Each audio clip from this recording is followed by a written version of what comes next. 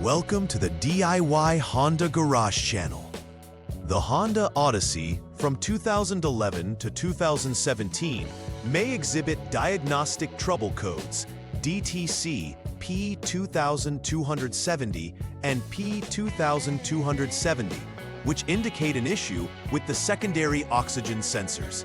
Specifically, DTC P2270 refers to the rear secondary HO2S, exhaust gas oxygen sensor, on bank 1 signal being stuck lean, while DTC P2270 indicates the front secondary HO2S on bank 2 signal also being stuck lean. These sensors monitor the level of oxygen in the exhaust gases, which is critical for the vehicle's engine management system. Proper operation of these sensors is essential for optimal engine performance and emissions control. A malfunction in these components could lead to poor fuel efficiency and increased emissions. Understanding the role of these sensors and how to properly troubleshoot the associated DTCs is vital for effective vehicle repair and maintenance. The oxygen sensors, specifically the secondary HO2S sensors, are crucial for measuring the amount of oxygen in the exhaust gases exiting the engine. The rear secondary HO2S is located downstream of the catalytic converter on bank 1, while the front secondary HO2S is situated similarly on bank 2. These sensors send signals to the powertrain control module, PCM, which uses the data to adjust the air-fuel mixture for optimal combustion. If these sensors detect a lean condition, meaning there is too much oxygen in the exhaust, it can lead the PCM to incorrectly adjust fuel delivery, resulting in poor engine performance and increased emissions. A malfunctioning sensor can cause the vehicle to run inefficiently, affecting everything from fuel economy to engine power. Proper placement and functionality of these components are crucial for maintaining vehicle performance and adhering to environmental regulations.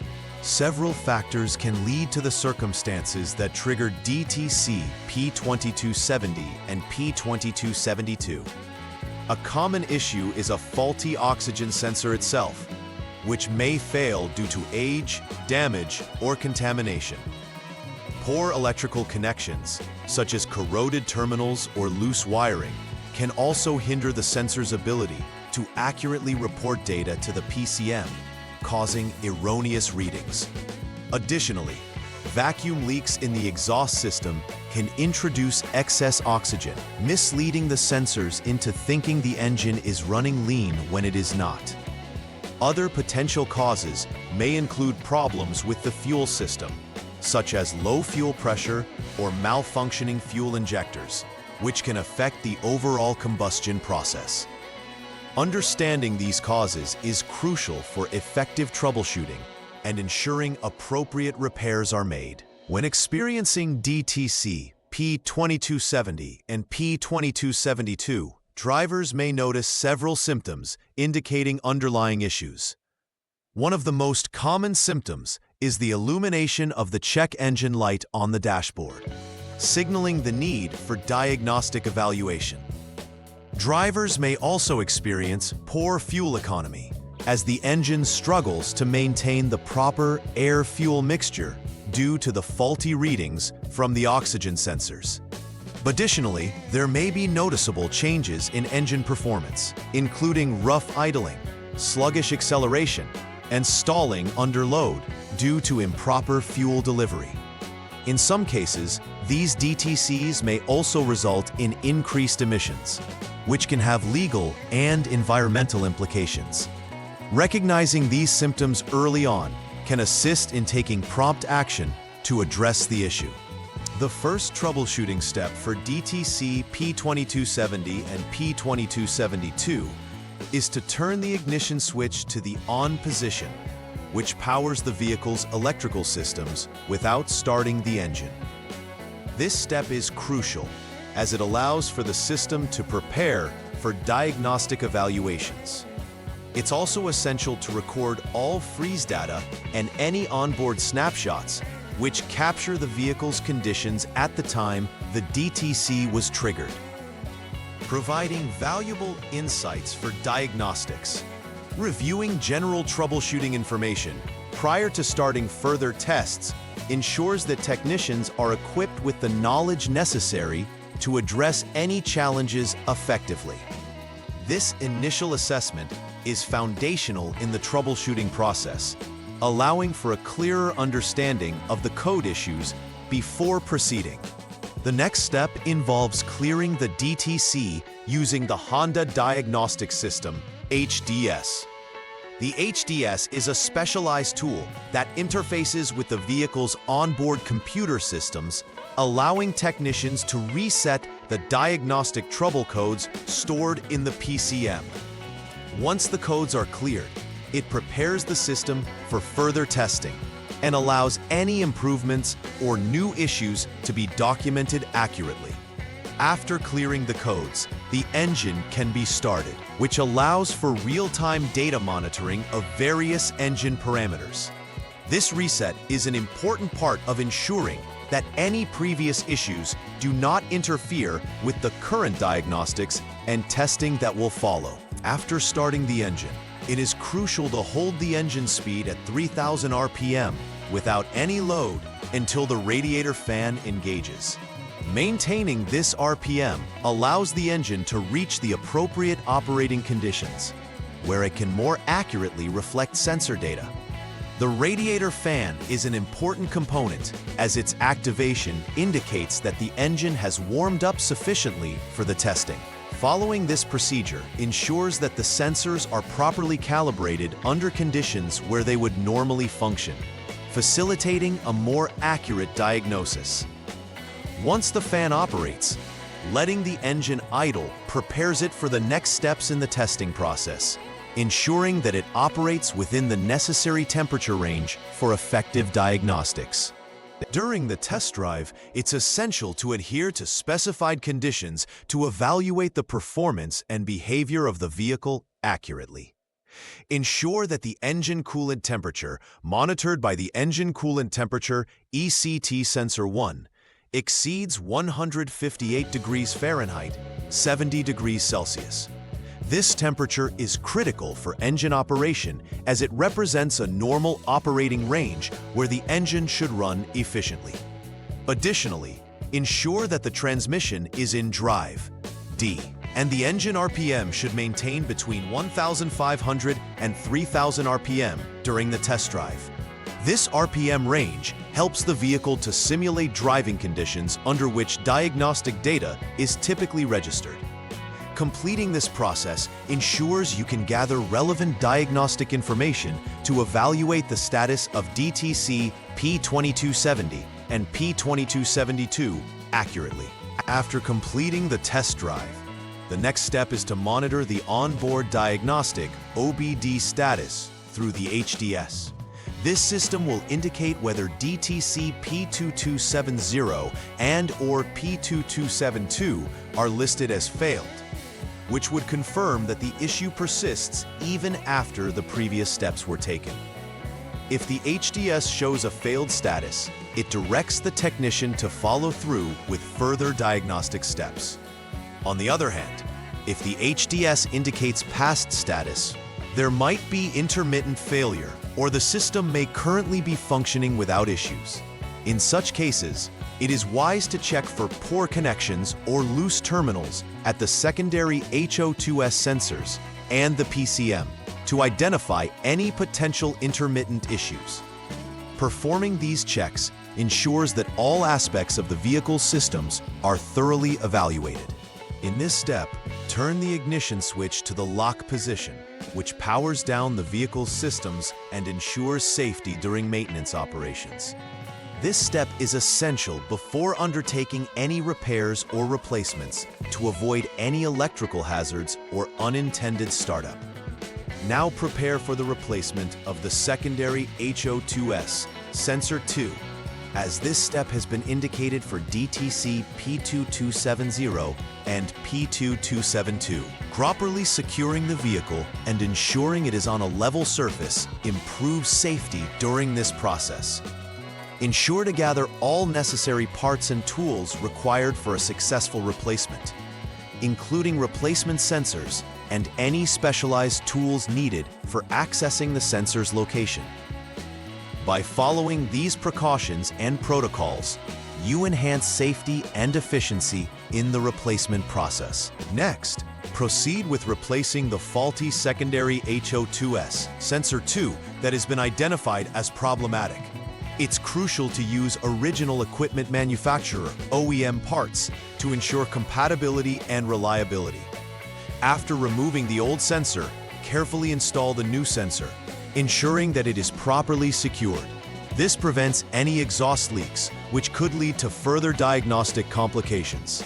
Additionally, double-check that all electrical connections are firm and free of corrosion, as poor connections could lead to intermittent sensor issues.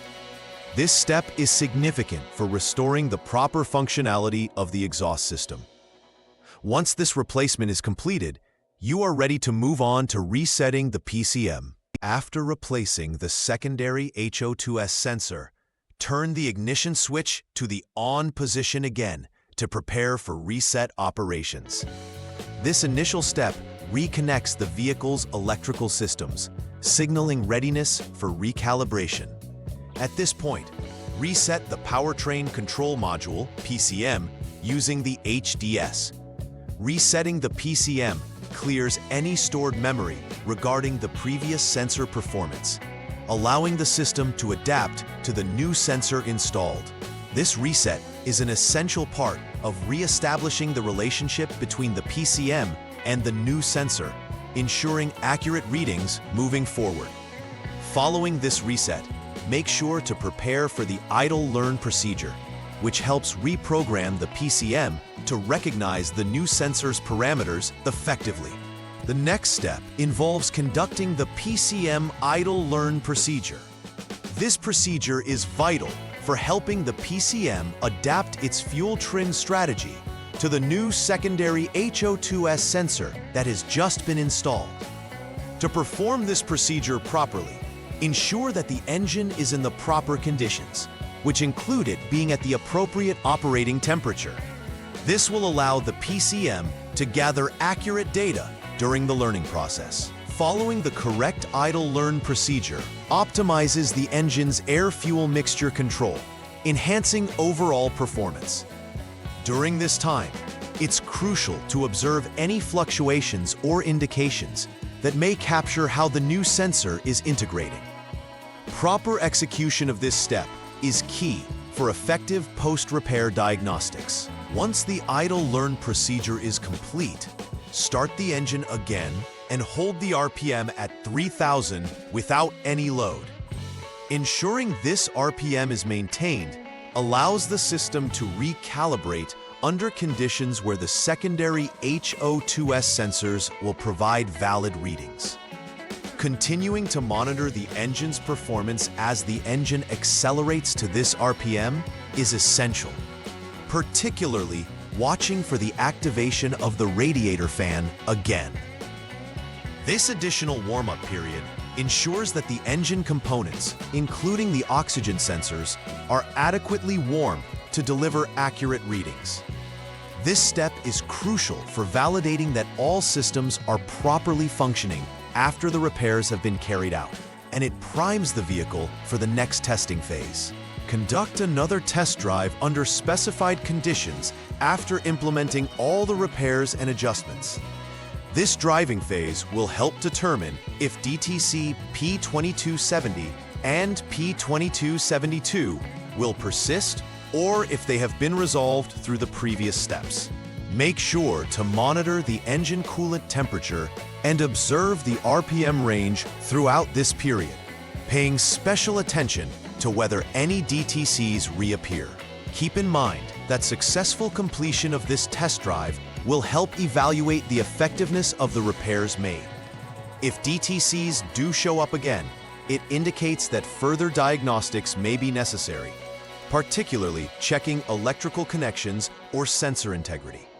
The test drive serves as a critical benchmark for assessing the success of the repair work. Once the test drive is complete, Use the HDS to check for any pending or confirmed DTCs. This step is essential to verify if the previous repairs have successfully resolved the issues with the secondary oxygen sensors. Reviewing the OBD results will provide insight into whether sensor performance has returned to normal or if there are still lingering problems that need addressing. Keep an eye out for both pending and confirmed DTCs, as a pending code implies that the issue might be intermittent and may need to be monitored over time. This process becomes crucial in determining the overall health of the vehicle's emissions control system. Proper evaluation at this stage helps reinforce whether additional actions are required or if the vehicle is functioning correctly. If DTC P2270 and or P2272 is indicated again after the post-repair drive, it signals that the initial repairs may not have fully addressed the malfunctioning situation. It is advisable to recheck connections, ensuring that the wiring to the secondary HO2S and the powertrain control module, PCM, are secure and free from corrosion or any damage. Loose or faulty connections can lead to erroneous sensor readings, resulting again in a stuck lean condition.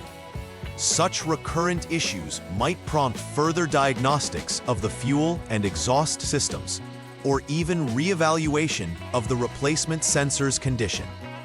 Thorough examination at this stage ensures that all potential problems are addressed, allowing for a holistic approach to the vehicle's emission management system. The final step is to verify that the repairs made have successfully resolved the issues related to DTC P2270 and P2272. Begin by confirming the operations of the new sensors, ensuring they are functioning correctly and delivering accurate signals to the PCM. It's also vital to confirm that the onboard diagnostic OBD system is clear of any diagnostic trouble codes. Documenting all repairs and findings helps maintain a record for future reference, which can be beneficial for any future service requirements or issues. This final verification ensures that the vehicle is restored to an operational condition and complies with emission standards. Once cleared, the vehicle should drive without further emissions concerns, indicating that the troubleshooting and repair process has been successfully completed. To prevent issues like DTC P2270 and P2272 in the future, implementing preventive maintenance is key. Regularly inspecting oxygen sensors for corrosion or wear can help catch problems before they escalate. Maintaining the integrity of the exhaust system is equally important, as any leaks or damage may lead to faulty sensor readings, affecting performance and emissions. It's beneficial to routinely check electrical connections and wiring for damage or looseness, ensuring robust communication between the PCM and sensors. Keeping up with regular maintenance schedules, such as performing oil changes and fuel system cleanings, can also keep oxygen sensors functioning at their best. Good preventive practices not only ensure vehicle performance, but also enhance the overall longevity of the vehicle. In conclusion, troubleshooting DTC P2270 and P2272 in a 2011 to 2017 Honda Odyssey requires a systematic approach to diagnosing and repairing the secondary oxygen sensors. Understanding the roles of these sensors and the potential causes of failure is essential for effective repair. Not only is addressing these codes critical to restoring engine performance, but it also plays a significant role in complying with emissions regulations. Preventive maintenance practices can help avoid similar issues down the line, contributing to better vehicle efficiency and performance. By taking the necessary steps to resolve these issues and implementing ongoing maintenance, vehicle owners can ensure a smoother and more economical driving experience. Please like and subscribe to the channel. See you next time.